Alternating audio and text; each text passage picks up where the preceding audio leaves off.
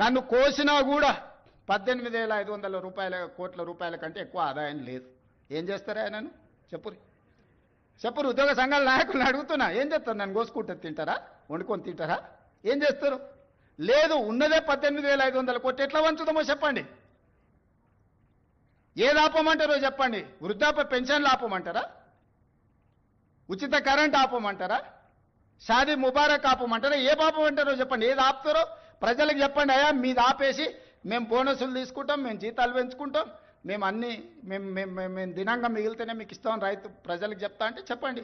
బహిరంగ సభ ఏర్పాటు చేద్దాం, 10 లక్షల మందిని తెస్తా, ఉద్యోగ సంఘాల నాయకులు మాట్లాడండి, మేము ఈ చిట్టి ఇచ్చిన ముఖ్యమంత్రికి దీని ప్రకారం పరిపాలన జరుగుతుంది అనేది ఇదొక మార్గం. అందాల పోటీలకు 250 కోట్లు ఉన్నాయి కానీ పెన్షన్ రిటైర్ అయిన వాళ్ళకు మీకు పెన్షన్ ఇస్తుంది కానీ రిటైర్ అయిన వాళ్ళకు రిటైర్మెంట్ బెనిఫిట్స్ ఇస్తుంది కానీ పైసలు లేవా?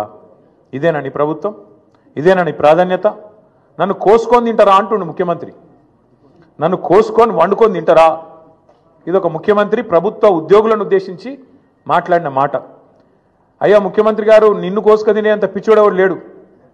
నువ్వే నీ తలమాసిన విధానాలతో రాష్ట్రాన్ని కాల్చుక తింటున్నావు. రాష్ట్రాన్ని సంవత్సరంన్నర రాచి రంపాన పెడుతున్నావు నువ్వు. ఇది వాస్తవం.